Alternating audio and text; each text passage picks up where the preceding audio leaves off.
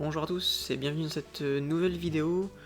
Aujourd'hui on va reprendre ma journée de trading ensemble du 14 octobre 2020. Donc une journée très difficile pour mon trading. J'ai fait pas mal de trades. Pas mal de trades où je me fais stopper en plus. Donc pas top. C'est pour ça que je les affiche directement. J'ai avancé directement la vidéo pour que vous les affichiez devant vous, pour éviter de perdre trop de temps et de faire une vidéo. Si je commence à détailler chaque trade, je vais faire une vidéo de 2 heures. Donc là c'est seulement en plus les trades sur le S&P, j'en ai fait aussi sur Nasdaq. Donc premier trade, vous voyez là-haut. En fait on était dans un marché très hésitant. Donc le marché ouvre pile ici de mémoire. Donc ça vous voyez vers ici. Donc on descend puis ça remonte. Et ici, normalement c'est des super opportunités pour rentrer. Et je sais pas pourquoi j'étais pas devant. Normalement j'aurais dû rentrer et finir ma journée sur ce trade. Et je devais pas être bien réveillé. Il y avait aussi la même opportunité que je vous montrerai après sur le Nasdaq. En fait, on vient recasser les hauts. Hop. Et direct on s'appuie. Et ici un acheteur qui bloque les prix en fait. Bloque le marché sur les 510. Et le marché continue de monter. Donc normalement, c'est le genre de trade que je devrais faire. Donc voilà, trade à travailler et qui me permet de finir ma journée et du coup de pas faire des mauvais trades ou autres. Et c'est ce que j'ai. En plus c'est ce que j'ai fait derrière, parce que derrière il n'y a plus d'acheteurs du tout. Donc on arrive sur les hauts. Il n'y a plus d'acheteurs quand je mettais des achats surtout. Donc je joue le bas, si ça avait méché une première fois, une deuxième fois, je tente. Ça a bloqué, je pense de mémoire ça bloquait bien. On va le voir, je vais vous montrer.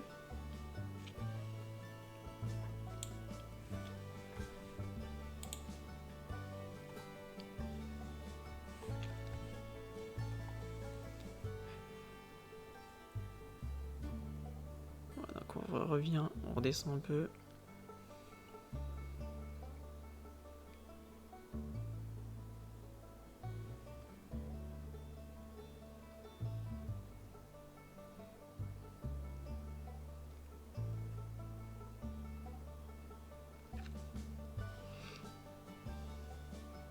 En fait, c'est les trades où il faut faire hyper gaffe parce qu'on pense que ça tient les prix, qu'il y a un acheteur qui bloque.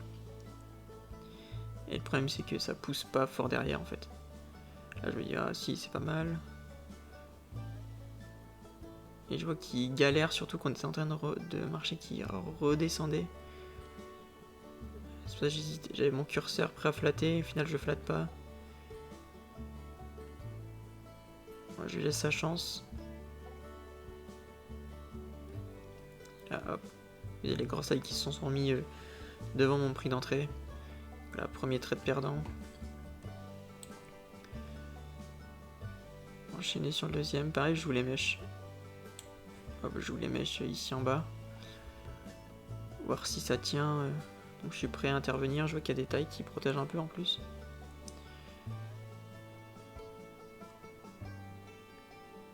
Et pareil, en plus, si on sait que si on joue la correction, on peut jouer vraiment à rattaquer les hauts. Il y a 5 points au moins à prendre.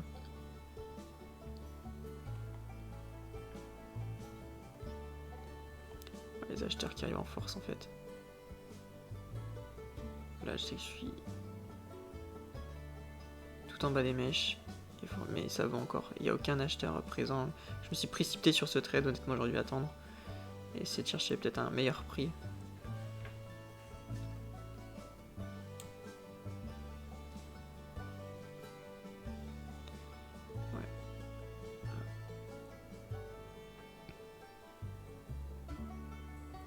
Apparemment, j'ai...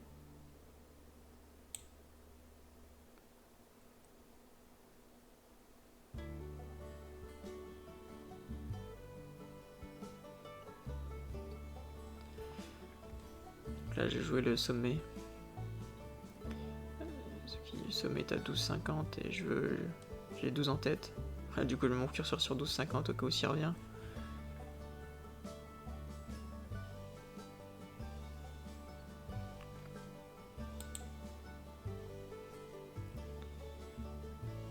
Hop, cette fois-ci, je vais me faire exécuter 12,50. Et vous voyez, ça protège pas en fait. C'est mou. Hop, et il me stoppe dans la foulée. Donc là, je prends mon 3e stop, hein, ce qui est assez lourd hein, dans une journée de trading. Je suis à peu près à 3 points de perte.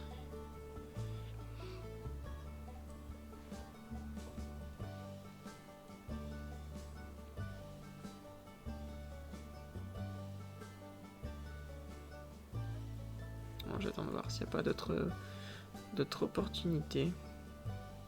Ouais, alors, je vais vous montrer celui intéressant. Donc, on revient sur les niveaux ici sur le graphique.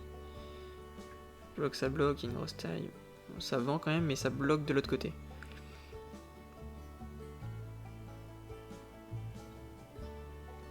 Je vois que ça vend beaucoup moins. Alors, je suis assez confiant sur ce trade pour le coup. Et pareil, comme on a fait un gros retour, on peut espérer que ça remonte pas mal, que le marché remonte bien.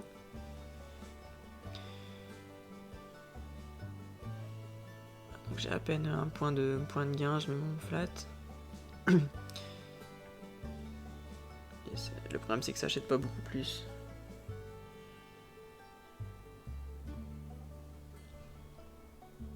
Ouais, là je vais modifier mon stop. Je mets juste un tick en dessous. En fait, je pense que j'ai pas envie de me faire stopper, que ça vienne juste me stopper, que le marché reparte. Si j'ai le bon point d'entrée.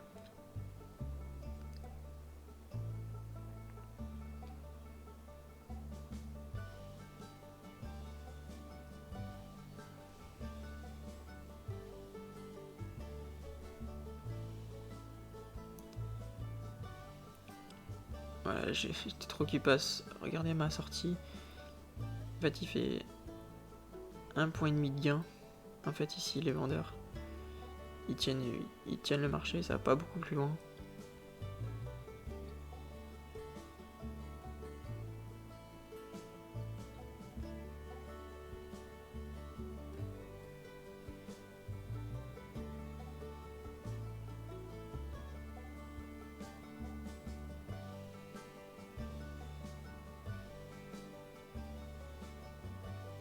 Voilà, ça commence à être long. Là, j'ai mon trade qui est forcément gagnant s'il paye mes coms. Comme je suis un tick au-dessus de mon point d'entrée.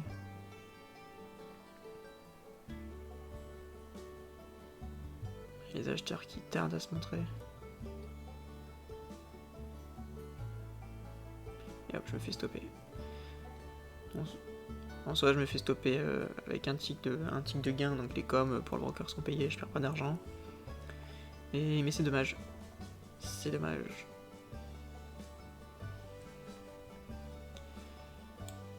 Hop, là ce prochain trade, ah oui, là, je vais vous montrer ce qu'on appelle un misclick. Je me précipite un peu trop, on va le voir tout de suite. Donc là, niveau suivant, il y a les petites mèches en bas qui m'intéressent. Voir si ça bloque, surtout. Et faire ce qu'on appelle un trade contrarien, c'est-à-dire que le marché descend et ça bloque fortement. C'est rentrer dans un excès. Ouais, voilà, là il y a un excès. Je le vois ici, l'excès. J'attends, je me fais exécuter et hop. Ça s'est passé très vite. Je sais pas si vous l'avez vu. Je mets 3 lots et j'arrive pas à me faire exécuter mes 3 lots. Du coup, j'essaie de rentrer 75 et dans la folie, il m'exécute. Il m'exécute en fait à 75, 3 lots. Et dans la folie, il m'exécute ceux que j'avais déjà placés à 9,50. Donc j'ai 6 lots dans le marché, vous le voyez ici en bas. Je vais qu'on voit mieux. Vous le voyez ici. J'ai 6 lots dans le marché, donc j'ai 2 fois ma taille. Donc quand c'est comme ça, il n'y a pas trop de questions à se poser, il faut vite ressortir. Comme c'est pas ma taille habituelle, hein, je trade à 3 lots. Là j'ai le double de ma taille, il faut vite ressortir la moitié de ma taille. Hop. Bon, j'ai de la chance, il y a beaucoup de liquidité, ça remonte direct. Voilà, là mon stop, j'ai mon trade à flat. Évidemment, c'était la journée des flats et des stops. Je me fais stopper. Voilà, il me stoppe ici. Donc surtout, là, petit conseil, je vais me mettre en pause. Quand vous faites comme j'ai fait là, un misclick où je vais être absolument exécuté sur le trade et je rentre un peu avant.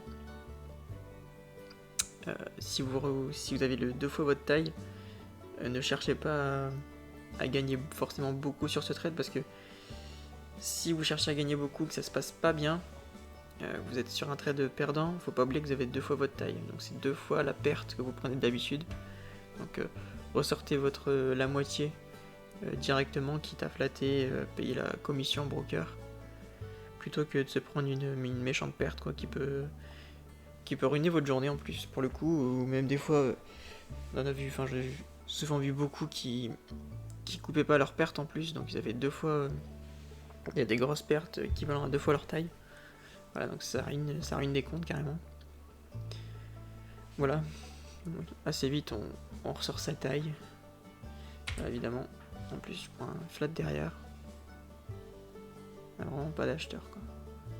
Pas d'acheteur assez présent pour pousser le marché à la hausse, ils ont juste bloqué sur les 9,50. Et c'est tout.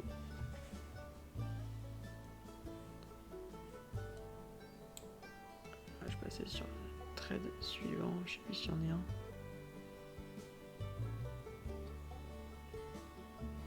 Donc ici, ça arrive assez fort, je joue une sorte de support ici qui a fait support sur la mèche. Surtout que c'était au moment de l'ouverture. Donc voilà, ça m'intéressait pas mal. J'allais voir si ce niveau allait tenir ou pas. Voilà, je peux intervenir. En fait, quand il se fait casser directement, et il y a un excès derrière, du coup je le tente. Voilà, malheureusement il galère. Alors je mets mon stop flat.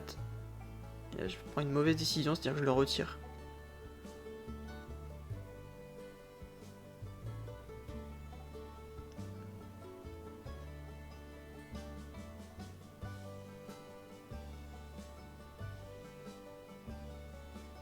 Voilà, j'essaie de sortir mon trade. Sur 2 points, si ça revient, je le sors.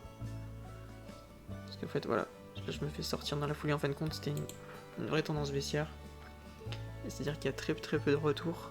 Là où j'aurais dû prendre mes gains et me barrer, je l'ai pas fait. Et quand c'est revenu, en plus, j'ai reculé mon stop. Donc, au lieu de prendre un stop où je sors avec 0 gain et 0 perte, je me prends une perte. Donc celui-ci pour le coup est pas hyper bien géré. Et par contre ça confirme une vraie tendance baissière. Donc t'es déjà sur des bas de marché. Et là en plus vu la baisse qui nous fait ici, plus 0 retour, il continue de descendre. Hop, second trade.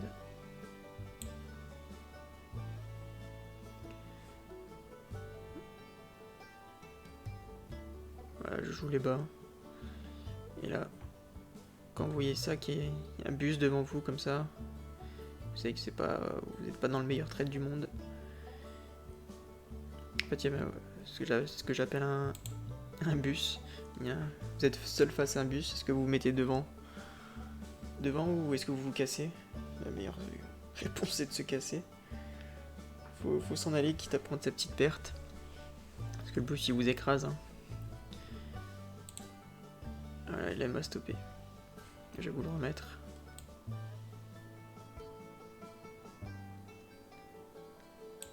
Donc on rappelle, hein, c'était belle tendance baissière. Là, sur les 2.5, 2.50, il y a un petit support où ça me met chez quelqu'un qui paye. Du coup, j'essaye de rentrer avec lui. Et là, par contre, le bus arrive devant moi. En fait, il est en train de nous dire non, nous on doit vendre. Le marché risque de descendre du coup. Voilà. Et là, je me fais sortir. Par contre, j'ai mis un stop serré. J'ai mis un stop serré et je pense que quand j'ai vu les grosses tailles, les 300 lots dans les cases. Je sais que ça peut vite descendre. Donc j'avais réduit mon stop. Voilà, donc là c'est mon dernier trade sur la S&P, j'en ai pas fait d'autres. Derrière le marché remonte. Et j'avais plus les yeux sur le Nasdaq à ce moment-là.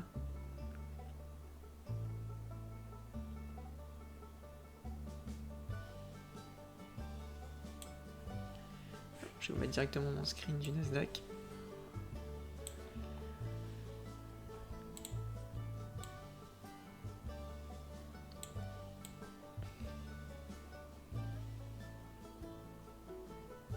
Alors, mon tout premier trade, tout là-haut, c'était au moment de l'ouverture, quand tu es sur les hauts de marché. Enfin, pas sur l'ouverture, après l'ouverture elle est ici. Ça avait monté, on était sur les hauts de marché, donc j'ai une continuation de tendance. Ça avait fait, ici il y a un petit support, ça a bloqué, j'étais rentré. Et j'ai mis mon stop flat, donc j'étais bien positionné. Hein. On dirait pas sur le graphique, mais j'ai pu mettre mon stop flat, donc c'était que le marché était remonté bien, était pas mal remonté. C'était à 5 points de gain je pense, et j'ai mis mon stop flat. On s'est venu me retaper, confirmation de la fin de la tendance haussière. Le marché redescend, voilà, là, pendant toute cette baisse ici, vous l'avez vu, j'étais sur la S&P, donc j'ai pas le Nasdaq devant les yeux. Par contre quand c'est remonté, là j'étais plus sur le Nasdaq.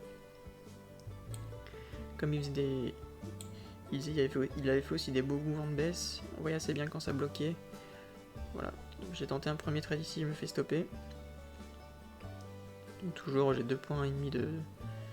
J'ai un stop qui est entre 2 et 3 points et généralement je le mets... Ça va dépendre, hein, mais généralement il est autour des 2,5 points du coup. Et dans ma stratégie de trading, type de trading, je peux pas me permettre d'avoir des grosses pertes parce que je prends pas non plus des gains énormes. Voilà, direct pour le Nasdaq, généralement je risque 1 pour gagner 4. Ouais, je veux dire que j'ai au minimum, ça va être du 1 pour 4, puisque je prends si j'ai des stops qui sont réglés à 2,5 points, j'ai un gain qui va être au moins de 10 points. Voilà, c'est le ratio que j'essaye d'avoir tout le temps. Comme ça, il me suffit d'avoir quelques trades gagnants et ça me fait ma journée. Plutôt que d'avoir des grosses pertes après pour rattraper, c'est très très dur. Là j'ai attendu. Il y a beaucoup d'endroits où je me suis pas fait exécuter, notamment ici. Ici c'est très intéressant parce qu'en fait on revient dans un marché haussier, il y a un support qui s'est créé en fait. Il y avait un acheteur qui bloquait là, il a bloqué là, il a bloqué là, il bloque ici. Par contre, ça remonte plus du tout. Autant ici, le marché était bien remonté. Là, c'était remonté, on avait fait un nouveau plus haut. Là, on revient les taper assez fort. Si ça vendait très fort. Ici, j'avais pas eu le temps de vendre aussi. Très intéressant. J'ai pas trouvé de bon prix. J'ai pensé à me faire exécuter. Ce qui est dommage parce que c'est un très beau mouvement ici. Moi, j'aurais pu faire ma journée, je pense, sur ce trade. À ça... Donc ouais, ici je me fais pas exécuter, tant pis, je le rate. Ça redescend, ça redescend. Ici je rentre, alors très mauvaise entrée. Pourquoi? Parce que j'aurais dû tenter beaucoup plus haut. Quand le niveau se fait casser, le marché remonte une première fois, une deuxième fois sur le niveau. Et là généralement c'est les points qu'il faut tenter. Là je tente beaucoup plus bas. Sur les... De mémoire c'était 90.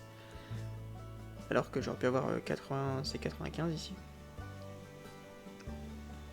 Et du coup, quand c'est comme ça, je flatte très vite mon trade parce que je sais que j'ai pas la bonne entrée et que mon stop du coup risque de se faire. Mon stop du coup il est à 92.5 comme je suis entré 90.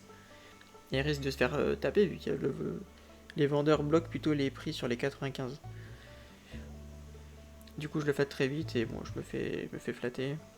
Le marché remonte un peu. Et hop, je retente sur les. Par contre, là, je tente 95 et le marché remonte, il me stoppe. Bon, c'est le jeu. Déjà, par contre, c'est intéressant. Ça va peut-être bloquer sur les 95 du coup. Peut-être que l'acheteur va passer devant. J'attends de voir et en fin de compte, non, il y a vraiment des vendeurs. qui essaie juste de vendre au meilleur prix, quoi. Il faut remonter, le marché remonte et puis hop, ils se remettent à vendre. Donc je le fais stopper encore, je le fais stopper ici, ici, ici. Ça redescend, ici je prends un flat, donc en fait le marché descend, remonte, et je joue les, vous voyez les mèches ici, ça bloquait bien. J'ai pu flatter mon trade, donc j'avais vendu, le marché était redescendu, et hop, j'ai mis mon flat, ça m'a tapé mon flat, donc ça me coûte rien, tant pis. Mais bon, vous voyez, faut être vraiment patient, parce que c'est une journée où j'ai beaucoup de trades stoppés. Hein. Déjà sur le Nasdaq, je prends un premier flat tout là-haut, un premier stop, un deuxième... Alors si je prends un flat, un deuxième stop, un troisième, un quatrième stop, un troisième flat, une petite perte ici, qui m'a, par contre, celle-ci, elle m'a très importante parce qu'elle m'a confirmé qu'on était vraiment en train de baisser, quand on voit la bougie d'après. Alors pour ce dernier trade, comment je l'ai pris? En fin de compte, on casse, au moment où je me fais stopper d'ailleurs, les niveaux. Le niveau du plus bas de la journée qui est ici, à 12 030. Et on vient on fait un retour dessus. Donc j'avais ce niveau en tête, j'avais aussi ce niveau-là en tête. C'est possible des fois qu'ils reviennent avant, on sait jamais à l'avance. Hein. En fait j'ai mes niveaux en tête et je vois au moment que ça va bloquer au carnet. Au carnet ça bloque bien sur les 30, donc je le tente, comme j'avais tenté mes autres trades en final. Hein. Et je me cale dans la tendance baissière. Et là pour le coup, miracle, je me fais pas stopper, rien du tout, je me fais pas sortir sur mon stop. Ça part assez direct. Et je sors à mon premier lot à 13 points de gain et mon deuxième lot à 20 points de gain. Vous voyez ici, hein, je sors à peu près à 12 000. Ce niveau correspond à 12 008 et j'avais vendu 30. Donc 22 points. Voilà, du coup ça me rembourse. C'est les trades qu'il faut attendre parce que ça nous. Dans mon style de trading en tout cas, ça me rembourse toutes mes petites pertes que j'ai fait, plus ça me fait un gain derrière. Toujours bien de respecter prendre ses pertes quand il faut les prendre. Respecter sa stratégie. Pour le coup, moi ça a marché pour moi, faut aussi savoir s'arrêter. Du coup, faut savoir que sur cette journée, j'ai pas gagné d'argent, j'ai perdu de l'argent un peu. Comme j'avais fait des pertes sur le S&P qui n'ont pas totalement été remboursés par ce trade. Maintenant, il était passé 17h30. Je crois que j'ai pris ce trade ici. Il était 45-50. 17h50. C'est des horaires à laquelle je ne trade plus. Du coup, je me suis arrêté. Donc voilà, petite vidéo que je voulais vous montrer où c'est pas tous les jours, on gagne pas de l'argent tous les jours. Il y a des journées où il faut justement conserver ce qu'on a gagné les autres journées d'avant. Et voilà, on sait qu'on va pas gagner d'argent, mais on va essayer de limiter la casse. C'est là où on reconnaît, je pense, les bons traders, les excellents traders. Ils arrivent à très bien limiter leur journée de perte.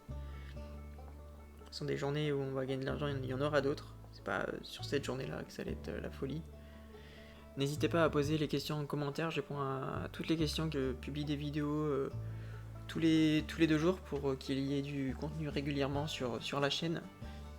Voilà, pour que vous ayez même des vidéos le samedi et le dimanche, même si les marchés sont fermés, donc vous avez mes journées de trading un peu en décalé. Au moins ça vous montre comment je trade, et si ça peut aider pas mal de vous dans votre trading peut-être. Voilà, bonne fin de journée à vous, et maintenant direction la salle de sport.